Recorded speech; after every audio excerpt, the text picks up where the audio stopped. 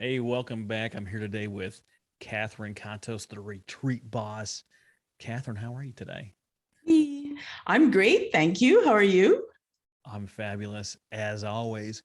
You are calling Amazing. in from Montreal up in Canada.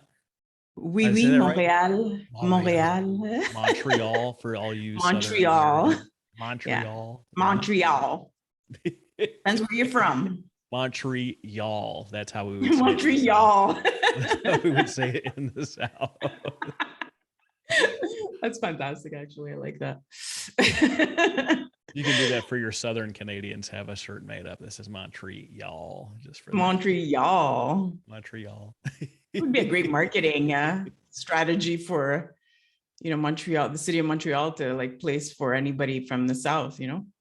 Yeah, absolutely. You can have a an accent-driven campaign and see who would fly up to do things up in Montreal. Montreal. Well, that's So a nice plug for my city. perfect. Yeah. How can we get more rednecks up in our neck of the woods there, Catherine? Yeah. So tell us a little bit about who you are and what the retreat boss is. So, my name is Catherine Kontos. I am an author, speaker, coach, business coach, and entrepreneur for the past, my goodness, I started my entrepreneurship when I was 23. I'm 49 now. I'm not afraid to say my age. I'm very proud of it because 9 years ago, I could have lost my life when I suffered.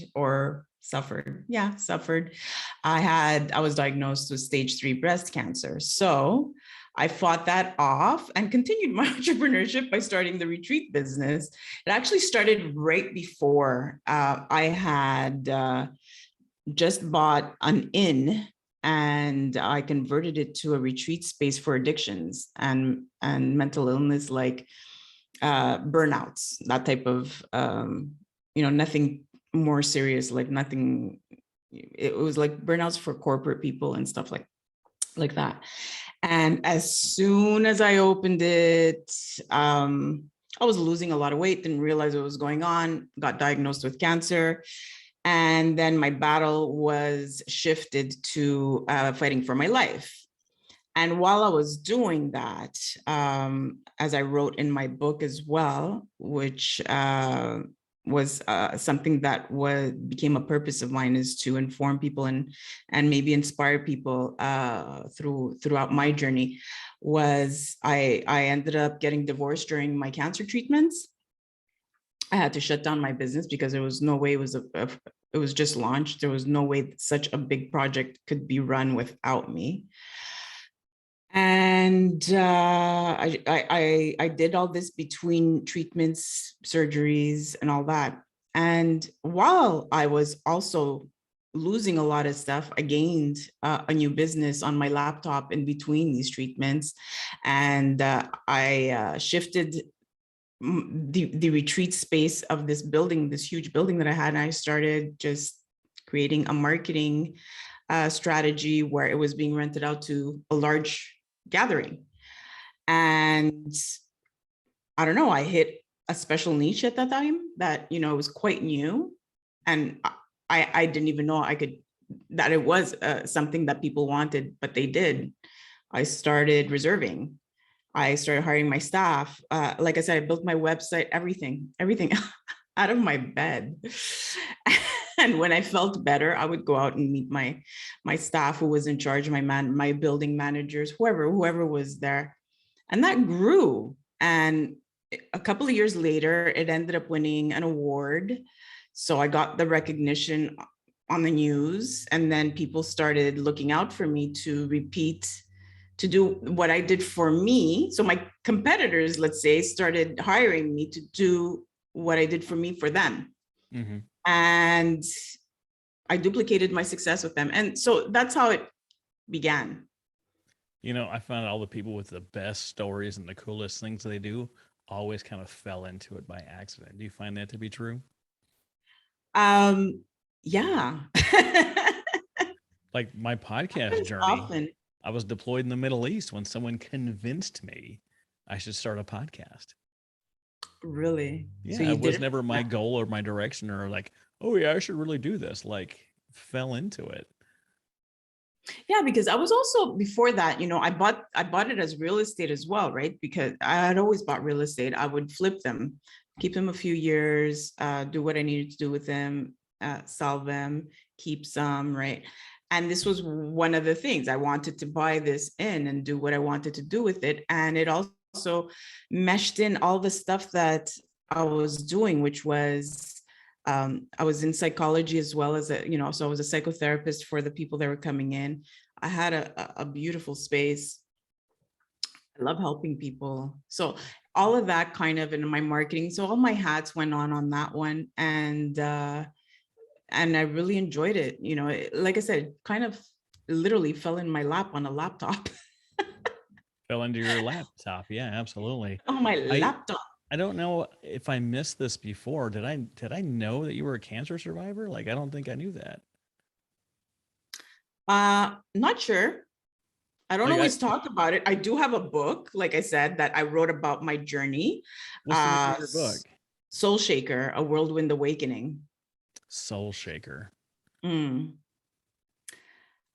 I released it a few years after, when I was kind of like, it took a good 5 years of like trying to stabilize my life, because that was a lot of losses all at once. And I knew that when I was going through this, I needed to start speaking about it and help others. So that's why I wrote the book. It was a very vulnerable, like put me in a very vulnerable position to write that book. So it's really like it exposed everything about me during that time. And but I did it, and it was a difficult book to write because I had to revisit all of that. So cancer survivors, like veterans, do suffer from a PTSD, mostly about recurrence and stuff like that. Severity varies between people, but it's something that when I was writing the book, it was hard. I had to stop a few times. I was traumatized a few times Yeah. writing it. Oh, absolutely. And yeah, and I had to stop because there was also stuff I had repressed, I'd forgotten about. And then all of a sudden, the floodgates would open, and I'd be like, but I never quit. I never quit. It took me about a year and a half to write it, with a few months breaks in between. Twice it happened to me where I had to stop for a few months to recover. And then I was able to write it again. So Yeah. Yeah, that's great. My mom just finished her book called My Sanity Quest, and she's suffered from bipolar disorder with hallucinations and a few other things. And it took her an enormously long time to read. It should come like with a trigger warning on the front, because as soon as you like, she just dives right in. Do you okay. dive right into your trauma, or you just kind of ease us in a little bit? Just start. No, I think I dive right into it. I think the first three chapters are the most difficult to read, Mm-hmm. Mm-hmm. um, because yeah, I just start talking about my story, and but people know when they pick it up what it's about. Yeah, that's good. But it's actually not all sad. A lot of great things. It was actually, I always say it was yes, I do not want to have suffered that, but I also got a huge gift Mm-hmm. from that time. I'm not the same person I was like 10 years ago. Yeah. I'm a purpose driven person. And so that journey created a different perspective that, not many people have Mm-hmm. unless you've been through something like that. Everything I do, my values in life, everything, the people that surround me, it's very purposeful. Um, there's a reason why people that I have around me are around me. There's a reason why I wake up every morning and what I do during my day. Mm-hmm. Um, the retreat space, the way I've turned it around is because I want, with every wing that I flap, that bit of air, I wanted to give it to somebody else so they could flap as well, and and create a butterfly effect of transformation. So that's why now I'm teaching my knowledge and expertise through my online courses on Retreat Boss, where they can create transformational retreats, corporate retreats, whatever it is, and make that little change in every person that goes to these retreats. So that I think instead of hosting a retreat, which yes, it's tremendous, it's incredible. Why not teach more people to do it and just spread that wealth of knowledge and transformation across the world? Absolutely. Absolutely. I'm a big believer in retreats. In fact, I'm just getting back from a week-long retreat that I did at a ranch in Texas run by Fletcher Cox. Amazing event. The whole week was just phenomenal.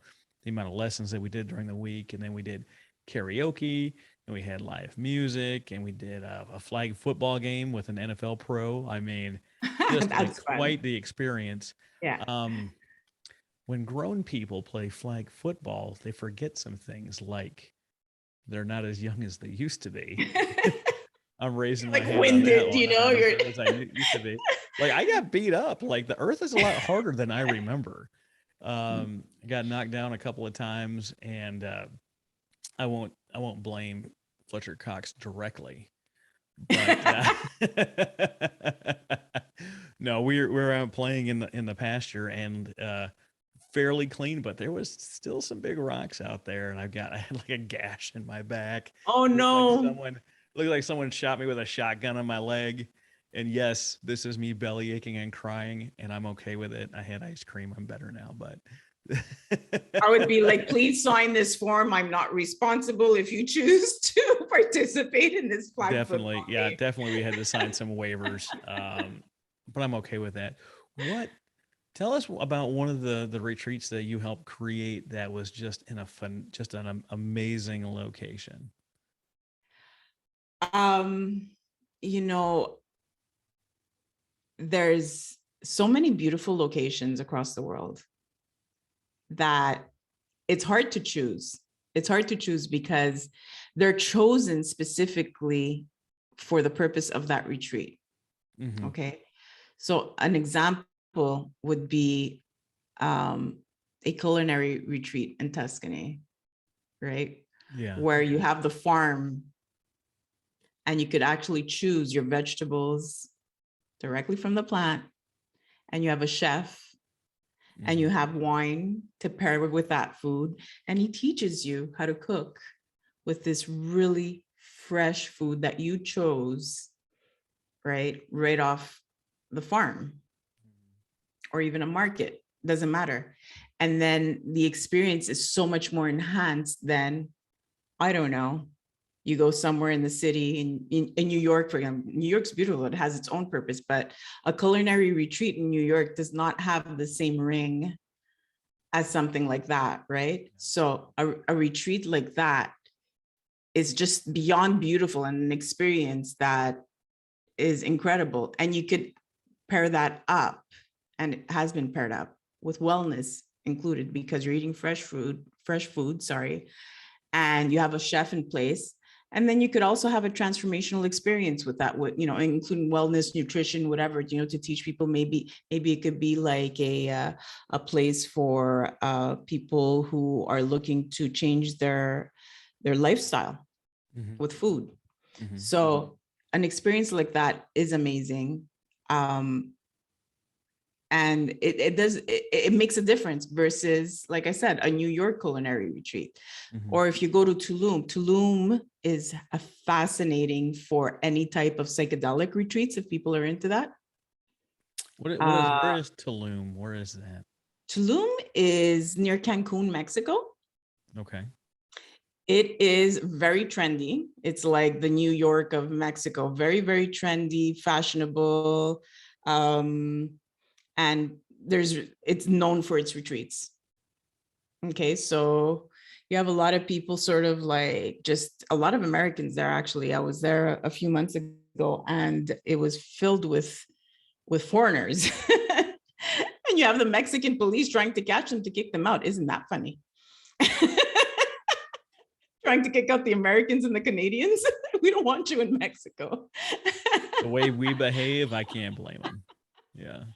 So it would be funny because I'd be visiting retreats, and the people that were were hosting me, I guess, or guiding me throughout all these spaces, I could hear them talking to the rest of the foreigners, saying, "Hey, the police are at the beach today. Avoid them." They're asking for papers. So it was quite funny to see the reverse side of it. You know, this doesn't make sense. But anyway, so again, like they're known for a lot of their retreats there. It really depends on the space. And I want to define something because, people mismatch or whatever. They use retreats and vacation kind of the same way, depending which part of the world you are in and also how you define it. And in my space, a retreat is a gathering of people during an intensive few days where they immerse you into a program with a specific goal in mind for the group. Mm-hmm. Okay. So it's not the same thing as a group vacation. A group vacation, you're just probably picking up a destination, you're all going together, having fun, doing whatever you guys feel like doing. But a retreat is really like just with a facilitator guiding you to create that transformation. I gotcha. So in case people, and as far as your nonprofit, because we are speaking to nonprofit people here or businesses, it's an incredible way to really create a bond within your people. One of the retreats that I do, which is fully funded, is a retreat for breast cancer survivors. Mm-hmm. And it's something that they go to for free. And they really need it. They really need it. And it creates a huge impact. And afterwards, they feel like they're not alone, because a lot of times you feel alone in this space. And so it does create a huge difference in their life and impact. So anybody who wants to do any type of charity style fundraise, like what are the reasons that people want to put together a retreat, and then what are some reasons people would actually say yes to going on a retreat? Oh my goodness, it is the fastest growing way of travel because of what we've been through in the past couple of years. So people have had to go inwards, and there's a lot of stuff going on in us, and they've been restricted from travel. So imagine being able to go to a retreat where there's so many different programs. Like there's a list of programs. It could be a business coaching retreat. It could be a life coaching retreat. There's a specific, whoever you follow really, and they decide to do a retreat. If you really like their program and who they are and what they do, then you should go on that retreat, because you will literally get so much value in just a few days that if they know how to plan a retreat properly, you come out of there and you're like, what just happened? I'm not the same person. And that's what I do when I host retreats. Within 2 days, my goal is to have switch that goes on in your brain. You go, and you literally see a physical change in the person. Mm-hmm. They're not the same. If you could do that, that's amazing. That's one of the reasons why you do them.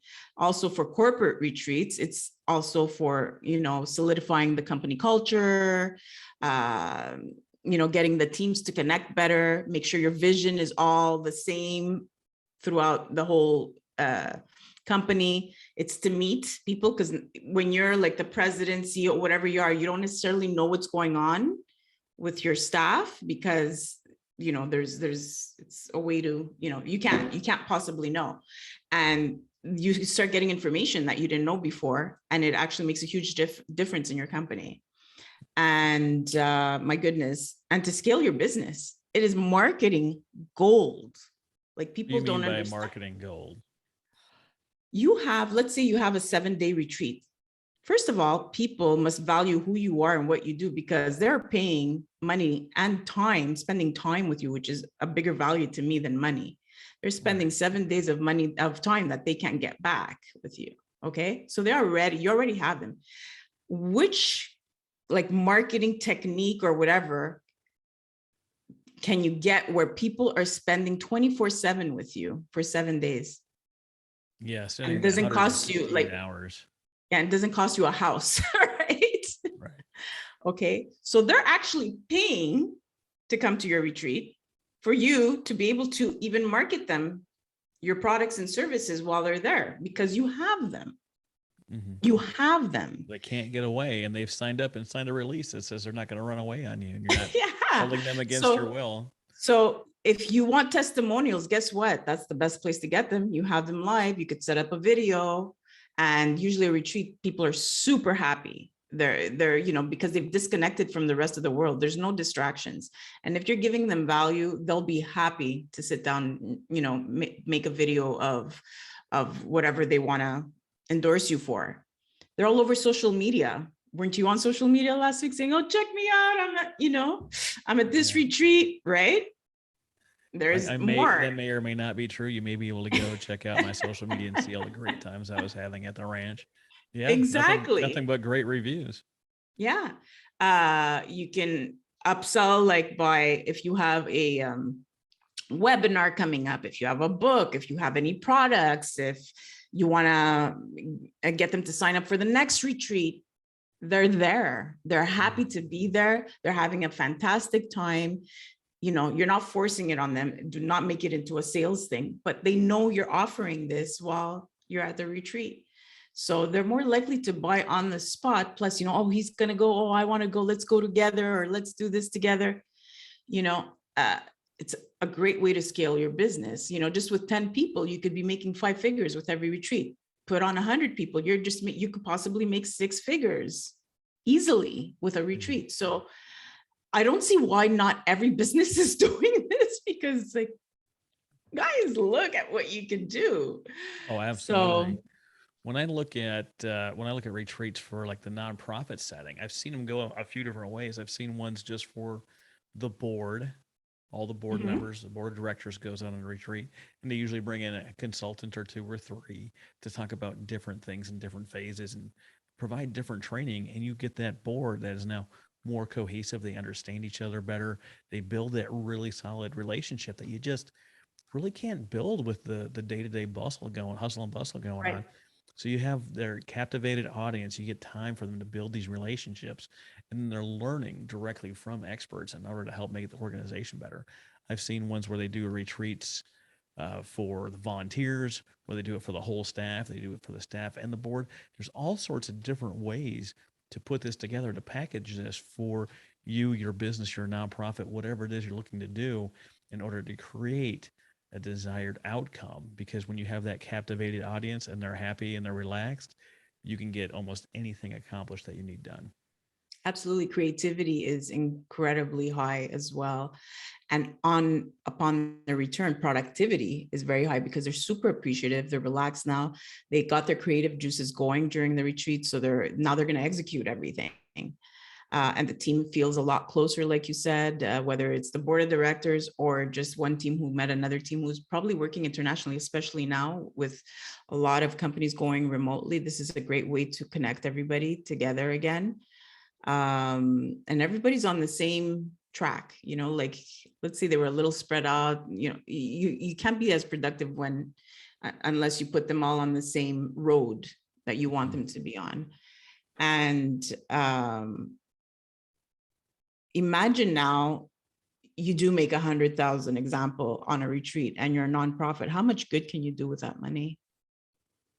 How much more can you expand your nonprofit and touch many more people with that money? So it's a win-win situation. I've never heard of anything like negative about retreats, like, unless you go to one who doesn't know what he's doing. And that's where I come in and my business comes in, where I can teach with the online courses on how to create an epic retreat, or you hire a planner to do this for you. So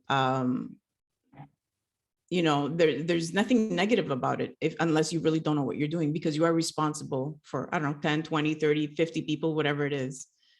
Yeah, That's a lot of absolutely. personalities. It can be.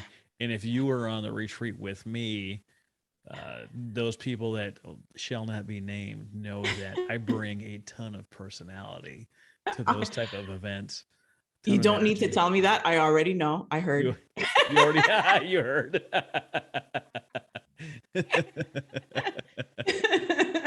Just saying. Word gets around about Travis. Tell me about an experience that you were a part of that was just a complete train wreck. Tell me what happened. Where Oh, were this you? was What was it about? When okay. things didn't go well. This was funny, and thank God it ended up funny also because it could have gone the other way. So we're up north here in Montreal in the mountains in the Laurentians, and at my venue, and I'm hosting that fully funded retreat that I told you about for breast cancer survivors. Okay. So we had some people that came, some facilitators, and they did what they needed to do during the day. And it had snowed like 3 feet of snow that day. It was like there was a huge snowstorm. Mm-hmm. And so it's time for them to leave. And all of a sudden, they're stuck. They ain't moving. And where my venue was, there was a cliff. Mm-hmm. So you have your parking lot and then a cliff. I'm like, oh my God. So all of a sudden, all the girls, they're like, let's go help them. So you saw 10 breast cancer survivors all team up and they're pushing the car. And I'm going, oh my God, this isn't good.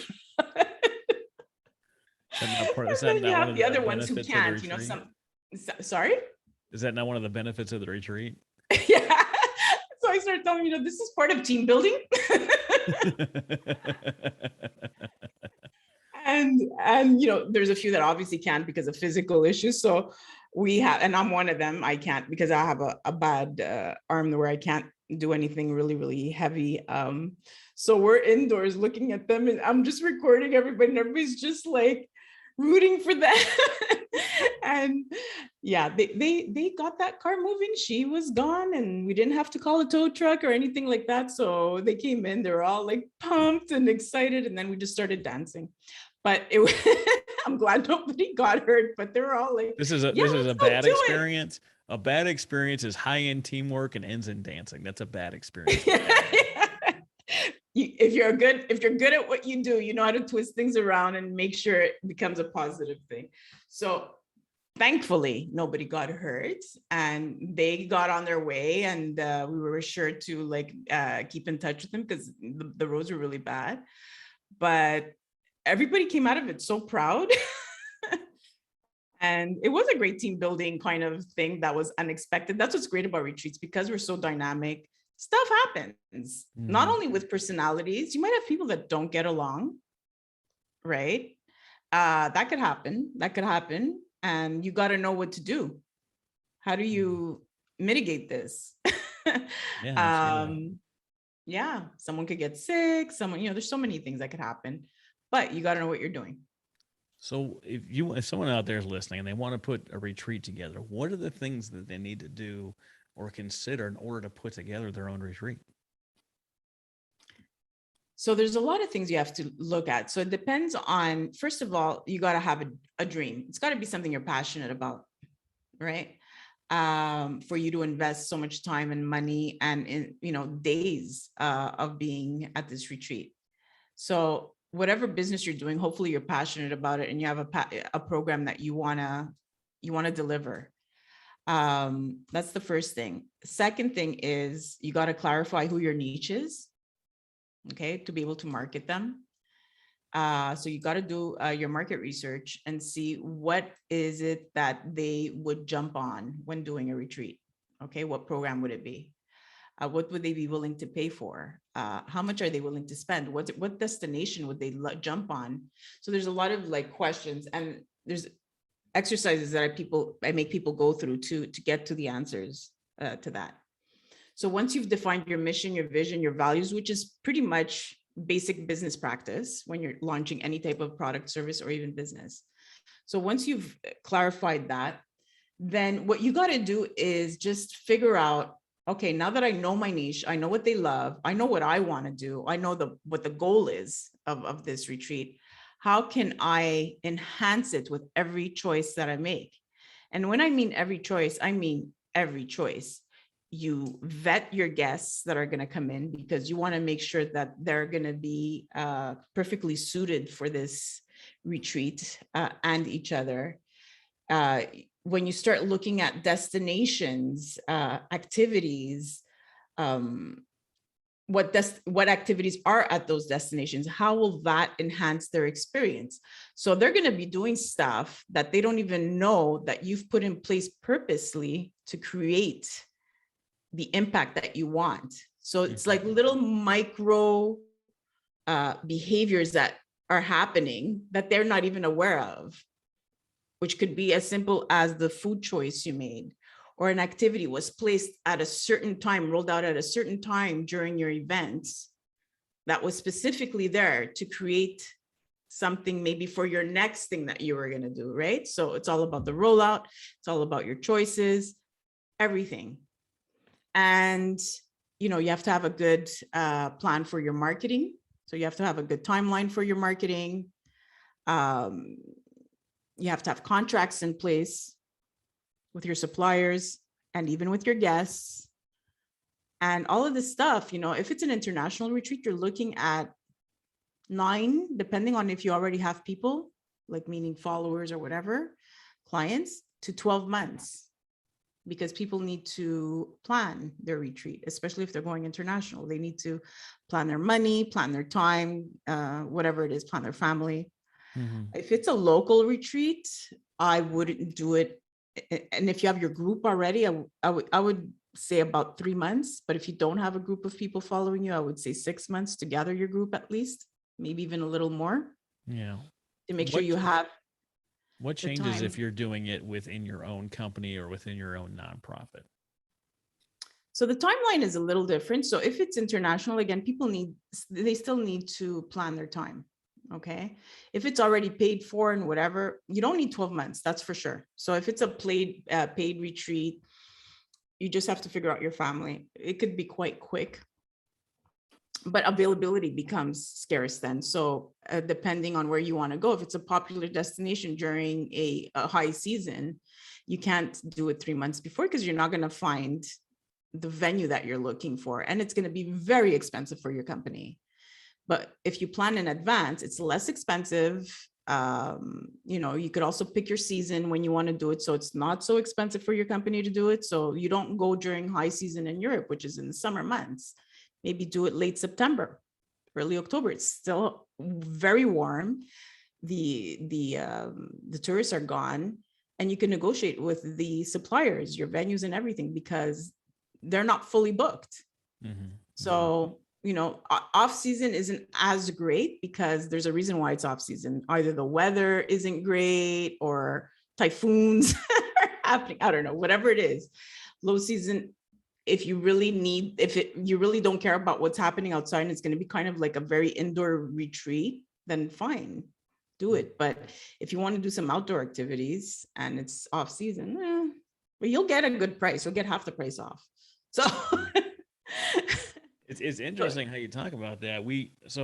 Our organization did retreats in the fall, and they did one in late spring. The one they did in the fall was in Vegas, which obviously a lot of people go to Vegas and do conferences and different things. And then the spring one they did at the ranch. And the biggest difference I heard from people that went to both is at the ranch, you can get away from people, but largely you're together, right? And then in Vegas, everyone has a separate room, everyone is away from each other. There's not a common area. So after the event for the day is over, everyone kind of disperses. So if you're really looking to have a team building event and you're really trying to build those relationships and those connections, I would have to think that someplace like a ranch where you're not really leaving each other to go, see what's down and going on the strip today. If you get tickets for some kind of show or you want to go sit at the poker table for 5 hours, like something like a ranch where you're really together right. and you have places, common areas to hang out with, seems to be the better option. Is that your experience? What you described in Vegas is not a retreat for me. That's more of a I don't know what the goal was, but it's more of a like corporate, maybe a conference or Or a a seminar? master, yeah, something like that. It's more like that, right? The spring one that you said at the ranch, yes, a retreat has to be there has to be a common space. It has to be isolated as much as possible. So if you're doing it at a resort, that's fine. But as long as you have your section, it depends. If it's a resort, and it has to be sometimes because it's like 100 people. If it's 10 people, find a venue. and be completely isolated. Yeah, you have to be under a common roof, or at least if a common space. So if, let's say, there's little like cottages, but in the same section, right? And Mm-hmm. everybody gathers in one common space. That's the only way you're going to build relationships. If you're too busy, going to whatever you're doing, shows, and that's just like a vacation or like a seminar, I don't consider that a retreat. And even if you're in that space, so example, you create a retreat at a ranch and you're all under a common roof, and the activities are really limited to whatever's there. Maybe you could do something outside, that's fine. But the program is overloaded with activities and you're exhausted at the end of the day, I don't consider that a retreat. You need to actually have the time to process in between whatever activity you're doing. There should be some time where you're able to just not only process in your mind, but your body too, like what's going on, what's happening. It depends obviously on the purpose of the retreat, but there needs to be, it can't be overloaded, because then people are exhausted, their brain's not working properly, they're physically not there. You could get actually a lot more impact with less. So in a retreat, it's not about quantity like a conference. A conference, you're going. There's one speaker, there's another speaker, there's another speaker, there's another speaker. How much are you retaining by the end of the day? 10%, maybe? You're You're not. You're exhausted. not. You're catching the first 20 minutes and the last 20 minutes of between breaks. Right. Yeah. That's a retreat. Actually, less is better. It's about quality versus quantity. So if you're doing something like, okay, it's a conference, it's a retreat where they're learning something. There should be a strategic way of creating that learning where, yeah, they've just spent maybe an hour and a half of being taught something. Then the next hour and a half, for example, there should be, I'm just giving an example, meditation, right? Mm-hmm. Mm-hmm. To walk away from what you've been taught right now, is just so you could process. And then you come back to it. You're fresh now, you're whatever, you ate, I don't know, whatever you did. Now you could start again with another hour and a half of chatting and teaching and learning new strategies.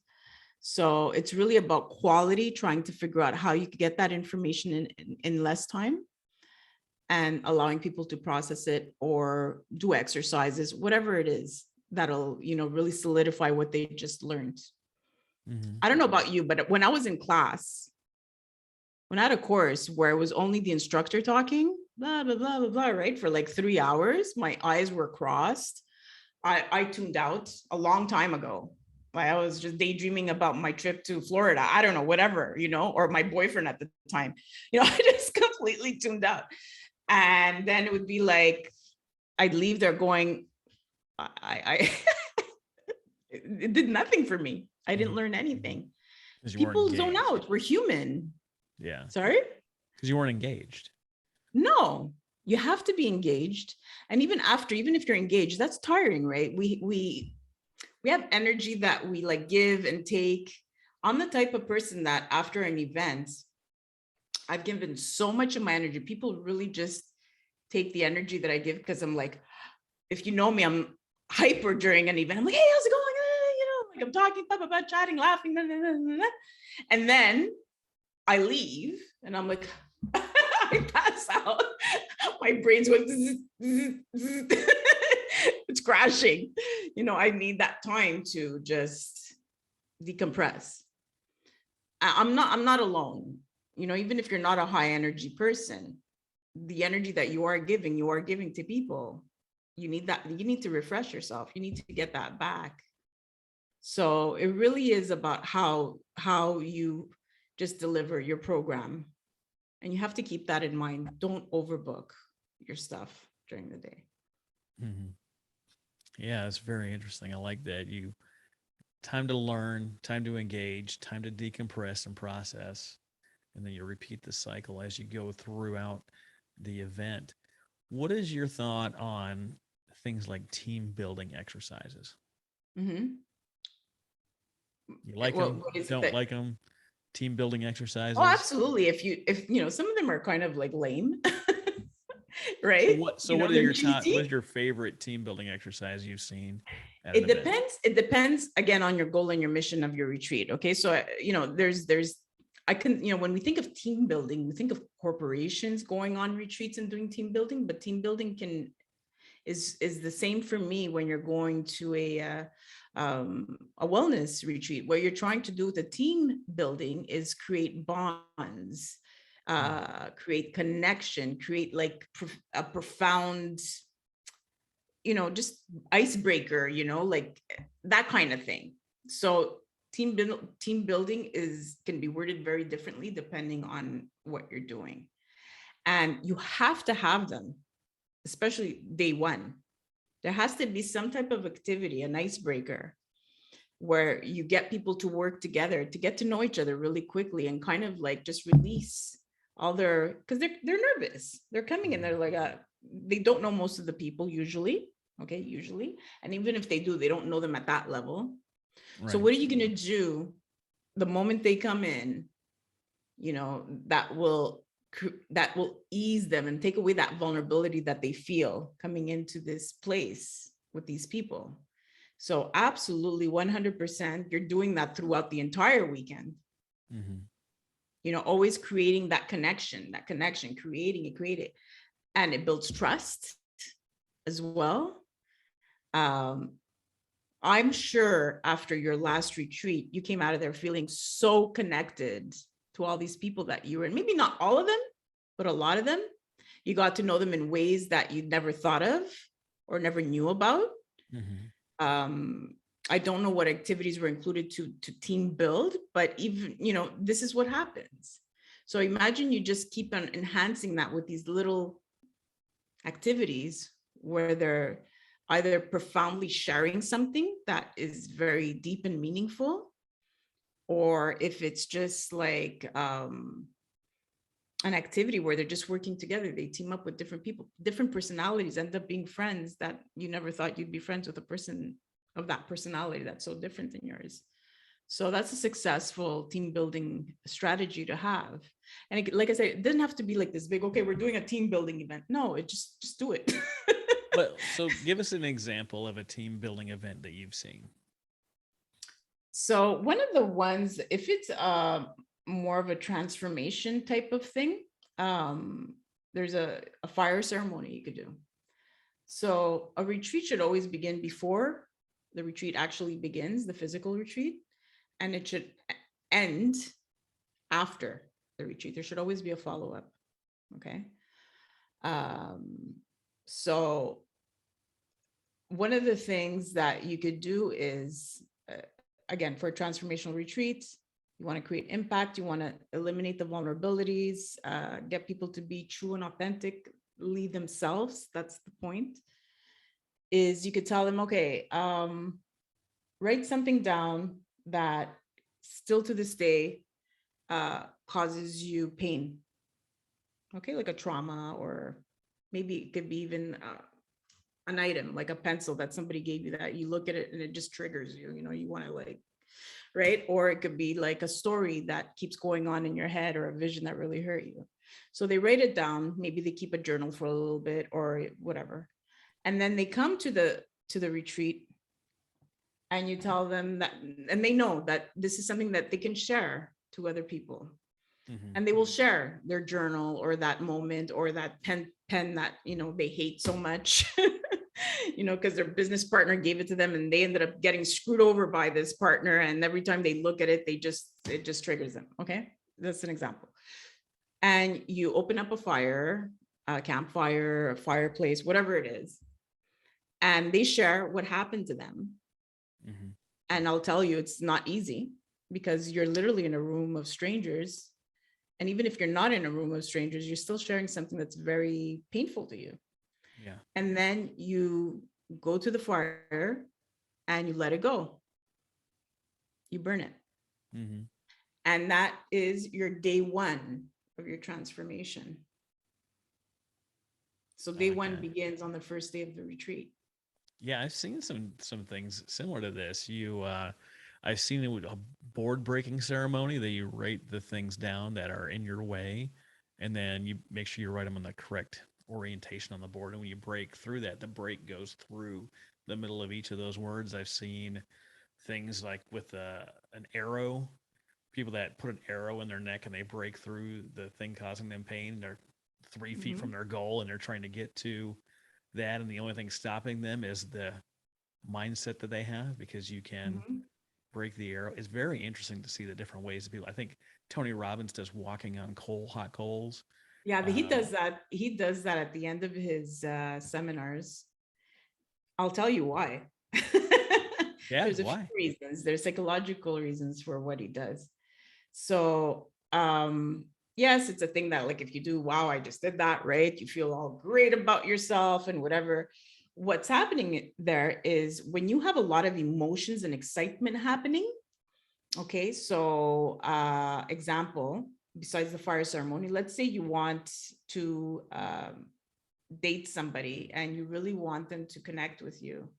The best thing to do is bring them on something really scary, like, I don't know, bungee jumping or whitewater rafting, or I don't know, something that will create that fear and excitement and whatever. So when you can entice those types of emotions, especially at the end of an event, it forges in their mind how incredibly like exciting, and it enhanced, like they just leave there so pumped and excited about what just happened, even if they weren't that excited about it before. It Mm-hmm. actually tricks your mind to thinking this was, and because it was at the end, this was the most exciting event I've ever been to. It was phenomenal. It was, so he knows that. There's a lot of strategies he uses during his seminars, his talks, that do that. You know, all the dancing and the all that. Okay, it obviously helps oxygen flow to your brain. It's very long, so it creates that break. So the breaks that I was telling you about, so that's what he does. He creates those breaks because there's a lot of speakers during that time, and you're creating movement in the body, you're screaming, you're laughing, you're dancing, you're high-fiving people around you. There's a reason for that. Again, it's to trick the mind to thinking that this was the most incredible, because you're literally feeding your dopamine Mm-hmm. hormone in your brain, which is your pleasure part of your brain. And it doesn't know the difference between winning the lottery and what's happening to your body. There's a lot Yeah. of excitement happening to Yeah. your body right now. And it's like, yeah, I love this. Let's do it again. So why people leave his seminars and they're like, it was the best experience. I'm going to buy it again. I'm already in the next event. That's what you want to do at your retreat. Yeah. You want people to want to buy your event the minute it's not even finished. You know, you want them buying into your next retreat. So these are tricks that people know Yeah. about and include Yeah. them. I don't know if I would say tricks, but I know the way that the mind works, and I know that we relate things, and we are the storage bank of our memory. The things that are easily and most vividly recalled are something that's tied to an emotion. If you're just studying for an exam and you're not getting yourself into some kind of emotional state, it's hard to put those files in your head into a place they're going to be recalled. They're going to largely fall on the warehouse floor, and you're not going to be able to find it when you need it. So you have to tie this experience to an emotion in order to Mhm. recall it and really to incorporate it into your life. So if he's not creating those emotions, what are you going to remember? Think about those listening to this. Think about the last time you did a training, the last time that you went to a conference, seminar, last time you did a retreat, last time you did anything. And you're going to have a hard time remembering something that's not attached to an emotion. You could hear 10 speakers that day and you're not going to remember anything unless they figure out a way to attach it to some kind of feeling that it gets stored in the right folder that's going to allow you to recall that. And people ask me when they meet me in person, like, you are so engaging. You are like why are you this way? Like, is there something behind it? I was like, yes, I want to file positive folders in your mind related to me. Right. I want that when you see me, you immediately light up with this energy, that you immediately remember how wonderful it is to be in my presence, not because I'm any kind of amazing person, but because that I want to be, you know, associated with those positive emotions, those positive feelings. So when my name pops up on your phone, you're like, ah, Travis, I can't wait. I've been wanting to talk to him forever. And you hit answer because you attached me to positive experience in your life. And that's what I'm going for. There's too many people out there that try to create negative folders. Every time you talk to them, they're complaining. There's something else wrong with the country, the economy, or the weather, or the presidency, or whatever you saw in the news. And all of those things are attached to negative emotions. So when you see them, they're filing negative folders on you. So when their name pops up on your phone, you're like, ugh, It's a heavy folder. yeah, you don't know if you want to talk to that person, right? And I Yeah, don't want to yeah, be that guy. I don't want to be the yeah. guy that when you the phone call pops up and you're like, "Do I want to talk to Travis?" You were like, "Oh man, I can't believe I have something. I'm in the middle of a meeting, but hey, Travis, I would love to talk to you later. Let me call you back here in a couple of hours. I'm just in a meeting right now. I'll call you." Like that's the kind of experience that I want people to have when they associate with me. Absolutely. And not a lot of times we qualify certain emotions as negative, but sometimes a negative emotion can actually be a positive emotion. So if someone has not cried in 3 years and they come to your retreat and they finally like open up and start crying, that's amazing, because Mm-hmm. they just literally just released everything that was going on in there, and they trusted and they became vulnerable. If you're speaking and you trigger people to just tear, right? Mm-hmm. That could be a very positive emotion because they've just realized something about Mm-hmm. themselves or a situation, whatever. And it gave them that moment of awareness that, oh my God, she's right or he's right. And it just, so some negative emotions are good, Mm-hmm. right? Mm-hmm. During, and you need to trigger emotions during a retreat, during a speech, whether it's inspiration or it's entertainment because you're making them laugh, or it's a touches like a sad moment that triggered something inside them. And like you said, it attaches that, whatever, it solidifies, it fortifies whatever message you were trying to give. Yeah. So you got to know what your goal is before you head into that, head onto that stage or into that retreat or any type of anything you do. Even when you're teaching, you got to teach in a way where, how am I gonna make them understand? I just created, actually, I'm a speaker for that's going to be shown in the next few days, an expert speaker on retreats. And they asked me, how can you make it transformational? Like, what's the best strategies of creating transformation in your space? And unfortunately, I can't be there live, so I pre-recorded my talk. And what I did is I did a lot of storytelling. Mm-hmm. And in order to get them into the mood of that story, I placed videos and visions with my voice. So 1 minute you're seeing me, and then when I'm teaching something, and then when the story comes up, you no longer see me, you see a video of what I'm talking about. Mm-hmm.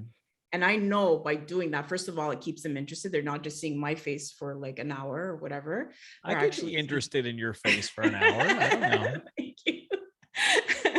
But they're seeing like the actual story being played out, and they're imagining, and I actually make them go, like, I make them breathe before that happens, like, so they could reset. Okay, let's Mm-hmm. reset. You've just been taught, let's reset. I'm bringing you on a journey, and I create this journey in their mind.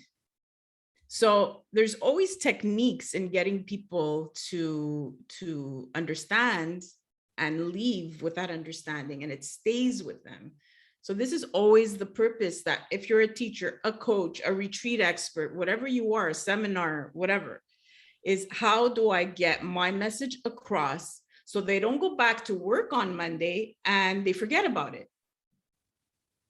That is the goal. You want that message to stay with them for as long as possible. And if you're really good, for life.